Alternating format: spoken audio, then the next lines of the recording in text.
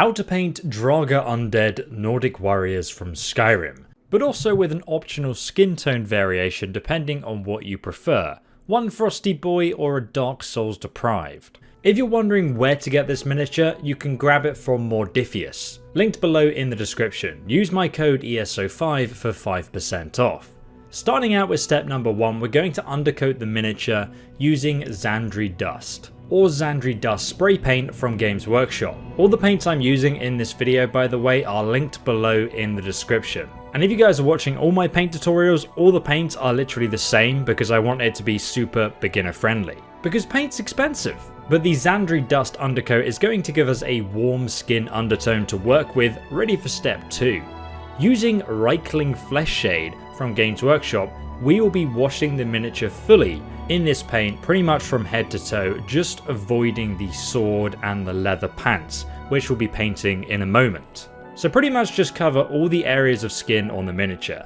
As you can see, this wash sinks into all of the textured detail and we get these natural areas of shadow forming. And the paint's kind of translucent, so we get the skin undertone showing through.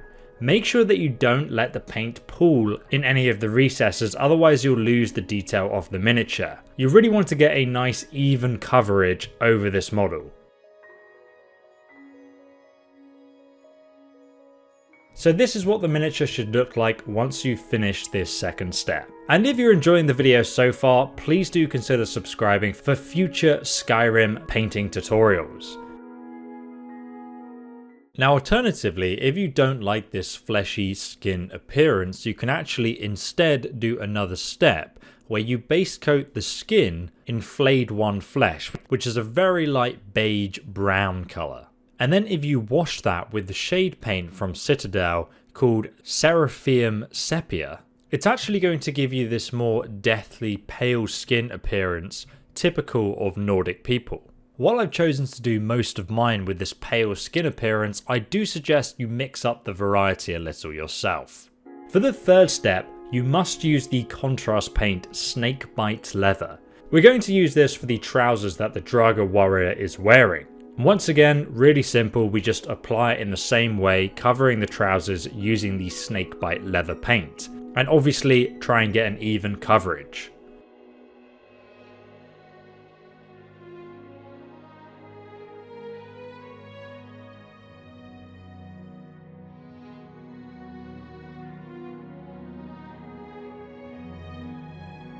Now for step 4.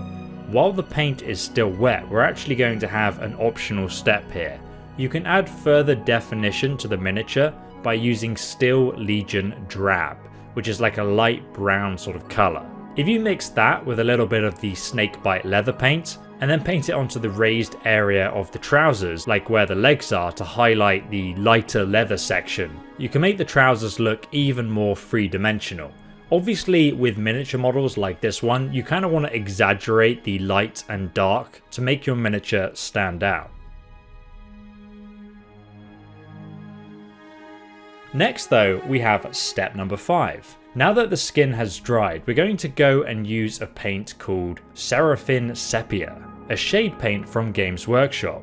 We will apply this yellowish paint over the skin to reduce the redness and make it look like the flesh is really decaying or rotting, since Nordic warriors have been sealed within their tomb for so long.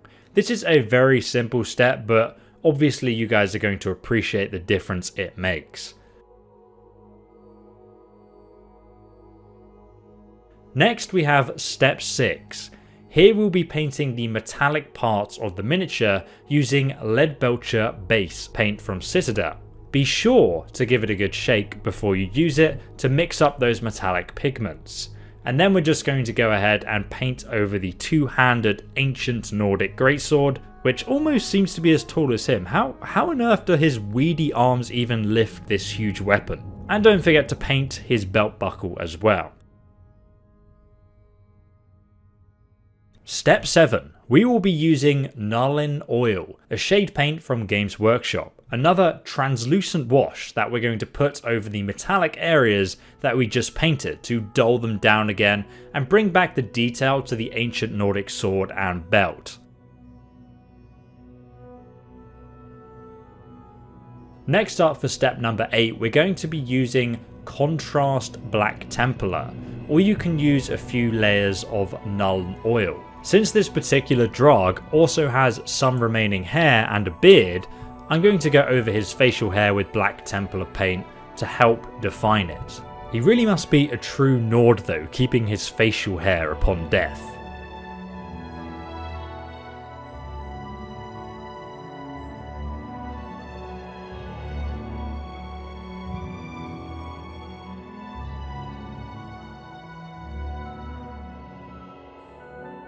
Next though, for step 9, we're going to be using Retributory Armour, a metallic base paint from Games Workshop.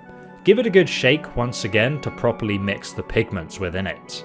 This is going to be used to paint his arm rings gold, and also the rings on the trousers also need to be painted gold as well. Obviously you can paint these silver if you don't have a gold paint, but I'll leave that completely up to you. You might want to vary it on each model. Now though, for step number 10, we're going to use Estonian Camo Shade to help make his leather trousers seem even older. They look way too clean right now, and we want to make them appear damp and mossy, so cover the trousers in a layer of this.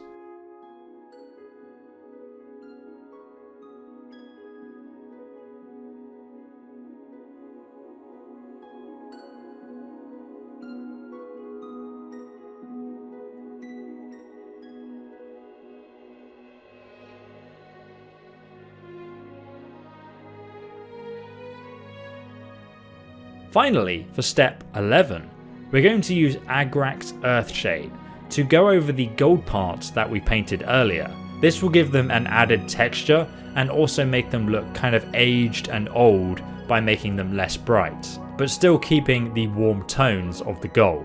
I'm also going to be adding Agrac's Earthshade under his arms and legs to create a shadow and add even more definition to areas I feel aren't really defined enough on the miniature already. And there you have it, you have finished painting the Dragr, but I do suggest that you don't paint them all with exactly the same skin shade. I just made a new painting based Instagram, I'll link it down below. It's not like my standard Instagram, I'll actually be posting miniatures that I paint and fun stuff on there, so if you want to give it a follow, go right ahead and do so, it's linked down below.